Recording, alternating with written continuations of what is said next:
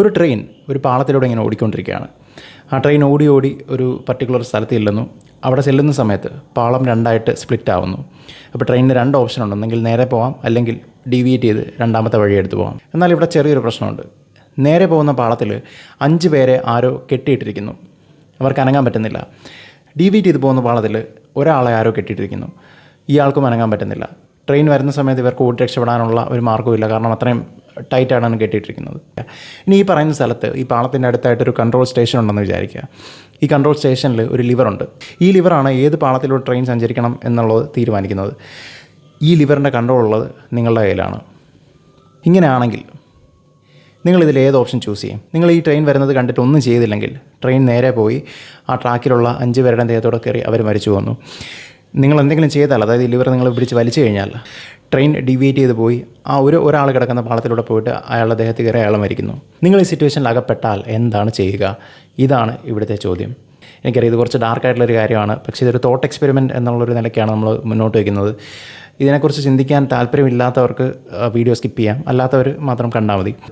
Anyway, നിങ്ങൾ കാണുകയാണെങ്കിൽ, തുറന്ന് കാണുകയാണെങ്കിൽ 1 മിനിറ്റ് വീഡിയോ ഒന്ന് പോസ് ചെയ്തിട്ട് ഇതിനെക്കുറിച്ച് ചിന്തിച്ചിട്ട് തിരിച്ചു വന്ന് വീഡിയോ പ്ലേ ചെയ്യുക.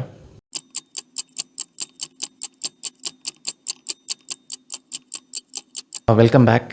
ഇതാണ് ഫിലോസഫിയിൽ ഇന്നേ വരെ ആരും സോൾവ് ചെയ്തിട്ടില്ലാത്ത ദ അൺസോൾവ്ഡ് ട്രോളി പ്രോബ്ലം. നിങ്ങളിൽ പലരും ഇപ്പോൾ എടുത്ത തീരുമാനം ഞാനൊന്ന് ഗസ് ചെയ്യുകയാണെങ്കിൽ അത് മിക്കവാറും രണ്ടാമത്തെ ഓപ്ഷൻ ആയിരിക്കും. അതായത് ആ ലിവർ വലിച്ചിട്ട് ട്രെയിൻ ഡീവിയേറ്റ് ചെയ്ത് പോകുന്നു, ഒരാളെ സാക്രിഫൈസ് ചെയ്തുകൊണ്ട് 5 പേരുടെ ജീവൻ രക്ഷിക്കുന്നു. അതാണ് മൾട്ടിപ്പിൾ ടൈംസ് ഈ ഒരു പ്രോബ്ലത്തിനെക്കുറിച്ച് ആളുകൾ പഠിച്ച സമയത്ത് പൊതുവെ ആളുകളിൽ നിന്ന് കിട്ടിയൊരു ഫീഡ്ബാക്ക് എന്ന് പറയുന്നത് ഈ രണ്ടാമത്തെ ഓപ്ഷൻ ചൂസ് ചെയ്യുന്നു എന്നുള്ളതാണ്. ഓക്കെ, എന്താണ് രണ്ടാമത്തെ ഓപ്ഷൻ ചൂസ് ചെയ്യുമ്പോൾ ഇവിടെ സംഭവിക്കുന്നത്? അതായത് നിങ്ങൾ ലിവർ പുൾ ചെയ്യുന്നു, ട്രെയിൻ ഡീവിയേറ്റ് ചെയ്ത് രണ്ടാമത്തെ വഴി കൂടെ പോകുന്നു, അവിടെ കിടക്കുന്ന ഒരാൾ മരിക്കുന്നു, ബാക്കി 4 പേരുടെ ജീവൻ രക്ഷിക്കപ്പെടുന്നു. അപ്പോൾ നമ്മൾ പ്യൂർലി നമ്പേഴ്സ് നോക്കുകയാണെങ്കിൽ ഒരാളുടെ ജീവൻ നഷ്ടപ്പെടുന്നു, എന്നാൽ 4 പേരുടെ ജീവൻ രക്ഷിക്കപ്പെടുന്നു. അതായത് ഇൻ നമ്പേഴ്സ് നോക്കുമ്പോൾ ഒരു ഗ്രേറ്റർ ഗുഡാണ് സംഭവിച്ചിരിക്കുന്നത്. അതായത് 4 പേരുടെ ജീവൻ രക്ഷിക്കപ്പെട്ടു, ഒരാൾ അൺഫോർച്ചുനേറ്റ്ലി ആണെങ്കിലും സാക്രിഫൈസ് ചെയ്യപ്പെടുന്നുണ്ട് എങ്കിൽ പോലും 4 പേരുടെ ജീവൻ രക്ഷിക്കപ്പെടുന്നു. ഇത് പല ആളുകൾക്കും പ്ലോസിബിൾ ആയിട്ടുള്ള ഒരു സൊല്യൂഷനായിട്ട് തോന്നാം.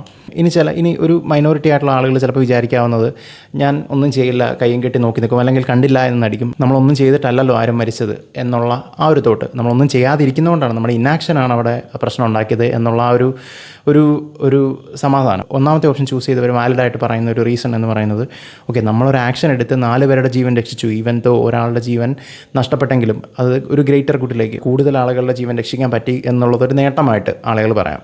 ഇത് യൂട്ടിലിറ്റേറിയനിസം എന്ന് പറയുന്ന ഒരു ഐഡിയോളജിയുടെ ഒരു എക്സാമ്പിളാണ്. കൂടുതൽ നന്മ കൂടുതൽ ആളുകൾക്ക് എന്നുള്ളതാണ് ഈ യൂട്ടിലിറ്റേറിയനിസം എന്ന് പറയുന്നതിൻ്റെ ഒരു കോർ എന്ന് പറയുന്നത്. ഈ ഐഡിയോളജി എന്ന് പറയുന്നത് തന്നെ സഫറിങ് കുറയ്ക്കുക, ഗുഡ്നെസ് കൂടുതൽ ആളുകൾക്ക് കൊടുക്കുക എന്നുള്ളതാണ്. ഇപ്പോൾ ഇവിടെ നമ്മൾ നോക്കുമ്പോൾ ഇൻ നമ്പേഴ്സ് നോക്കുകയാണെങ്കിൽ നമ്മൾ ആ ഗോൾ അച്ചീവ് ചെയ്തു, ഇൻ നമ്പേഴ്സ് നമ്മൾ ആ ഗോൾ അച്ചീവ് ചെയ്തു.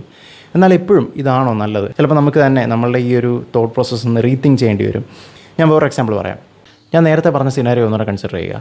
ഒരു ട്രെയിൻ നേരെ ഇങ്ങനെ പോകുന്നു, പക്ഷേ ഇത്തവണ പാളം സ്പ്ലിറ്റ് ചെയ്യുന്നില്ല, പാളം നേരെ തന്നെ കിടക്കുന്നു. പാളത്തിൽ 4 പേരെ ഇതുപോലെ കെട്ടിയിട്ടുണ്ട്. പക്ഷേ ഇത്തവണ പാളത്തിൻ്റെ തൊട്ട് മുമ്പായിട്ട് ഒരു അത്യാവശ്യം നല്ല സൈസുള്ള വെയിറ്റുള്ള ഒരു മനുഷ്യൻ നിൽക്കുകയാണെന്ന് വിചാരിക്കുക. ആ ആളുടെ അടുത്ത് നിങ്ങൾ നിൽപ്പുണ്ട്. അപ്പോൾ ഈ ട്രെയിൻ സ്റ്റോപ്പ് ചെയ്യാൻ നിങ്ങളുടെ മുന്നിലുള്ള ഒരേ ഒരു മാർഗ്ഗം എന്ന് പറയുന്നത് ഈ മനുഷ്യനെ തള്ളി ട്രെയിൻ ട്രാക്കിലേക്ക് ഇടുക. ജസ്റ്റ് ഇമാജിൻ ചെയ്യുക, ഈ മനുഷ്യൻ്റെ വെയിറ്റ് എന്ന് പറയുന്നത് ട്രെയിനിനെ സ്റ്റോപ്പ് ചെയ്യാൻ ആവശ്യമായിട്ടുള്ള അത്രയും വെയിറ്റ് ഉണ്ട് എന്ന് വിചാരിക്കുക. ഇങ്ങനൊരു ഓപ്ഷൻ നിങ്ങൾക്കുണ്ട് എങ്കിൽ ഈ പാളത്തിൽ കെട്ടിയിട്ടിരിക്കുന്ന 5 പേരുടെ ജീവൻ രക്ഷിക്കാൻ വേണ്ടി ഈ ആളെ നിങ്ങൾ തള്ളി പാളത്തിലേക്ക് ഇടുമോ? ഇൻ ഇഫക്റ്റ് അല്ലെങ്കിൽ പ്യൂർലി നമ്പേഴ്സ് നോക്കുമ്പോൾ ആദ്യം പറഞ്ഞ സിനേറിയോയും ഇതും തമ്മിൽ വലിയ വ്യത്യാസമൊന്നുമില്ല. ആദ്യം ലിവർ വലിച്ച് ഒരാളെ സാക്രിഫൈസ് ചെയ്തുകൊണ്ട് 5 പേരെ രക്ഷിക്കുന്നു.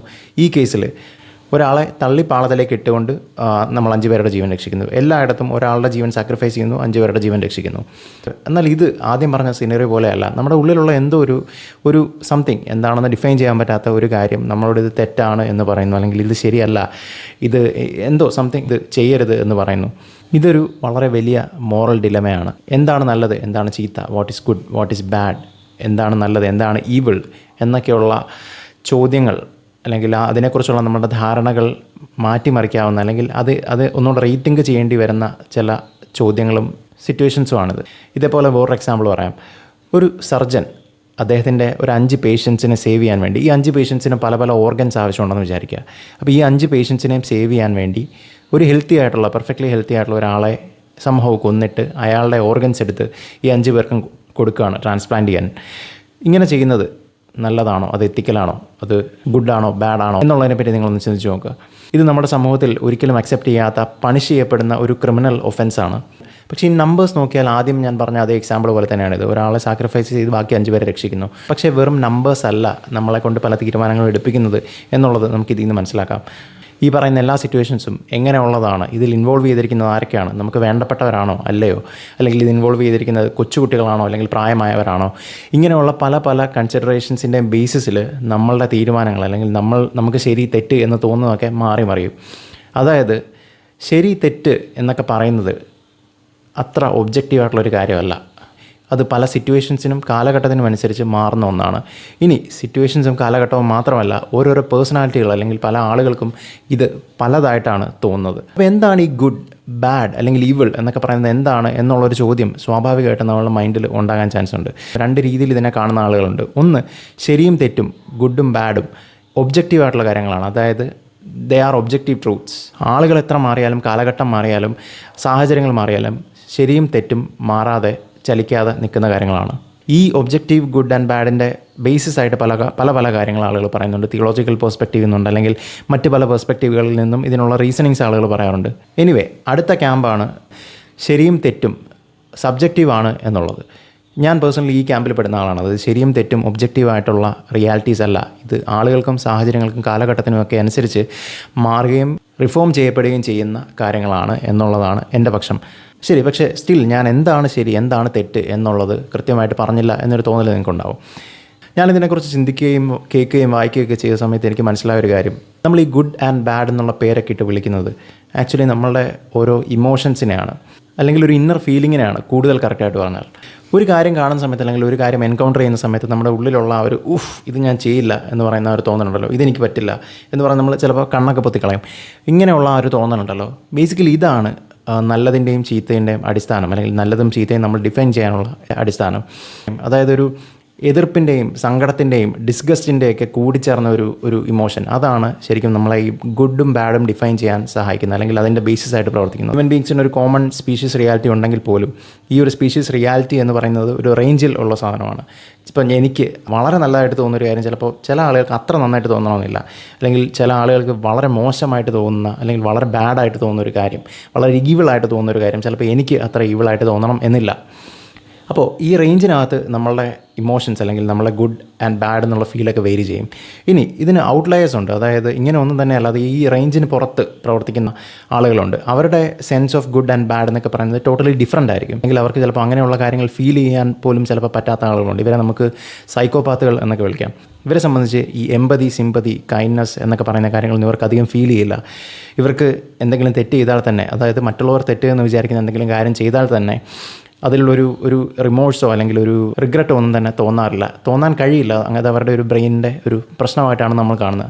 ഞാൻ ആദ്യം പറഞ്ഞ എക്സാമ്പിൾസൊക്കെ കേൾക്കുമ്പോൾ നിങ്ങൾക്ക് സ്വാഭാവികമായിട്ടും തോന്നാവുന്ന ഒരു കാര്യം എന്നത് ഈ എക്സാമ്പിൾസൊക്കെ വളരെ ഇമാജിനറി ആയിട്ടുള്ള സിറ്റുവേഷൻസ് ആണല്ലോ. ഇതൊന്നും ഒരു മനുഷ്യൻ്റെ ലൈഫിൽ അല്ലെങ്കിൽ നമ്മളുടെ ഒന്നും റിയൽ ലൈഫിൽ ഒരു രീതിയിലും ബാധിക്കാത്ത അല്ലെങ്കിൽ ഒരു രീതിയിലും അപ്ലൈ ആവാത്ത കുറച്ച് സിനാരിയോസൊക്കെയാണ് തന്നത്. ഇതൊക്കെ എന്തിനാണ് നമ്മളിങ്ങനെ അനാവശ്യമായിട്ട് ചിന്തിച്ച് കൂട്ടുന്നത് എന്നൊക്കെയുള്ള ചോദ്യങ്ങൾ പല ആളുകൾക്കും വരാൻ ചാൻസ് ഉണ്ട്. ഇതിന് ഞാനൊരു ഉത്തരം പറയാം.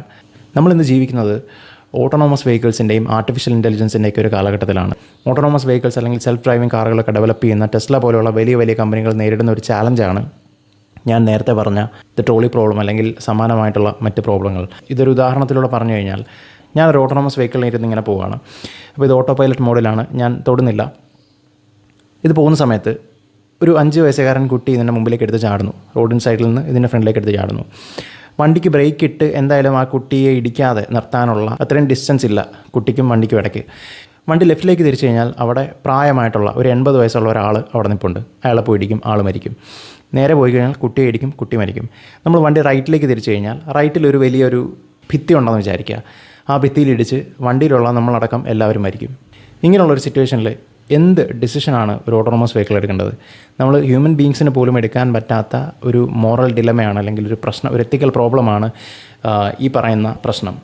ഒരു മെഷീൻ എന്ത് ചെയ്താലാണ് ശരിയായ തീരുമാനമാവുന്നത്.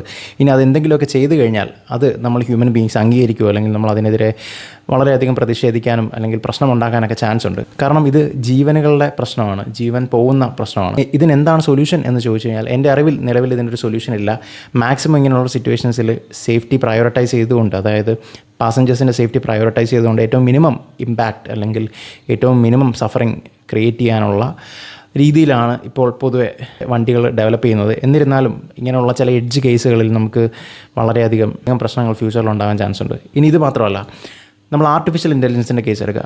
ആർട്ടിഫിഷ്യൽ ഇൻ്റലിജൻസ് വളരെയധികം പ്രോമിനൻ്റ് ആയിക്കഴിഞ്ഞാൽ, ഒരു സൂപ്പർ പവർഫുൾ ആർട്ടിഫിഷ്യൽ ഇൻ്റലിജൻസ് ഈ ലോകത്തുണ്ടായിക്കഴിഞ്ഞാൽ, ആ ആർട്ടിഫിഷ്യൽ ഇൻ്റലിജൻസ് നമ്മളുടെ അവഞ്ചേഴ്സിൽ താനോസ് ചെയ്തതുപോലെ ലോകത്തുള്ള 50% ആളുകളുടെ നന്മയ്ക്ക് വേണ്ടി ബാക്കി 50% ആളുകളെ ഇല്ലാതാക്കണം എന്ന് തീരുമാനിച്ചു കഴിഞ്ഞാൽ, അല്ലെങ്കിൽ അതാണ് നല്ലത്, ശരിയായ തീരുമാനം എന്ന് തീരുമാനിച്ചു കഴിഞ്ഞാൽ അവിടെ ഒരു പ്രശ്നം ഉണ്ടാവും. ഇനി ഇത് ലോകത്തുള്ള 90% ആളുകളുടെ നന്മയ്ക്ക് വേണ്ടി ആയിക്കോട്ടെ, 10% ആളുകളെ വൈപ്പ് ഔട്ട് ചെയ്യാനാണ് തീരുമാനിക്കുന്നതെങ്കിൽ നേരത്തെ പറഞ്ഞ കണക്ക് അവിടെ ഓക്കെയാണ്. അതായത് 10% ആളുകളെ വൈപ്പ് ഔട്ട് ചെയ്തുകൊണ്ട് അല്ലെങ്കിൽ സാക്രിഫൈസ് ചെയ്തുകൊണ്ട് കൂടുതൽ ആളുകൾക്ക് കൂടുതൽ നന്മ കൊടുക്കുക എന്നുള്ള ഒരു ഓപ്ഷൻ. പക്ഷേ ഇതും പ്ലോസിബിൾ ആയിട്ടുള്ള ഒരു സൊല്യൂഷനാണ്. നമ്മൾ ചിന്തിക്കുമ്പോൾ നമുക്ക് ഒരിക്കലും ആലോചിക്കാൻ പറ്റാത്ത ഒരു സിറ്റുവേഷനാണ്. അപ്പോൾ ഇതൊക്കെയാണ് ഞാൻ ഈ പറഞ്ഞ പ്രോബ്ലത്തിൻ്റെ ഇംപ്ലിക്കേഷൻസ്. ഇത് ആക്ച്വലി സൊല്യൂഷൻസ് ഇല്ലാത്തൊരു പ്രോബ്ലമാണ് എന്ന് ഞാൻ ആദ്യം പറഞ്ഞു. ഇത് ഫ്യൂച്ചറിലും സൊല്യൂഷൻസ് ഇല്ലാത്ത ഒരു പ്രോബ്ലമായിട്ട് തുടരും എന്നാണ് ഞാൻ വിചാരിക്കുന്നത്. കാരണം ഒരിക്കലും ഹ്യൂമൻ ബീങ്സിന് എല്ലാവർക്കും ഒരുപോലെ അംഗീകരിക്കാൻ പറ്റുന്ന ഒരു സൊല്യൂഷൻ ഇതേപോലെയുള്ള പ്രശ്നങ്ങൾക്ക് ഉണ്ടാകും എന്ന് ഞാൻ വിചാരിക്കുന്നില്ല. ഈവൻ ദോ ഇതൊക്കെ റെയർ ആയിട്ടുള്ള സിറ്റുവേഷൻസ് ആണെങ്കിൽ പോലും എല്ലാവർക്കും കൺസെൻസസിലെത്താൻ പറ്റുന്ന ഒരു സൊല്യൂഷൻ ഇതിനുണ്ടാവില്ല. അപ്പോൾ എന്തായാലും ഈ ട്രോളി പ്രോബ്ലം നിങ്ങൾക്ക് മനസ്സിലായി കാണുമെന്ന് വിചാരിക്കുന്നു. നിങ്ങളുടെ ഗുഡ് എന്ത്, ബാഡ് എന്ത്, ഈവിൾ എന്ത് എന്നൊക്കെയുള്ള ചിന്തകളെ ഒന്ന് ബൂസ്റ്റ് ചെയ്യാൻ അല്ലെങ്കിൽ അതിനെക്കുറിച്ച് കൂടുതലായിട്ട് ചിന്തിക്കാൻ പ്രേരിപ്പിക്കുന്ന ഒരു പ്രോബ്ലമാണിത്. എന്തായാലും നിങ്ങളൊക്കെ ഇതിനെക്കുറിച്ച് ആലോചിക്കുക. എന്തെങ്കിലും അഭിപ്രായങ്ങളുണ്ടെങ്കിൽ കമൻറ്റ് ചെയ്യുക. Thank you so much.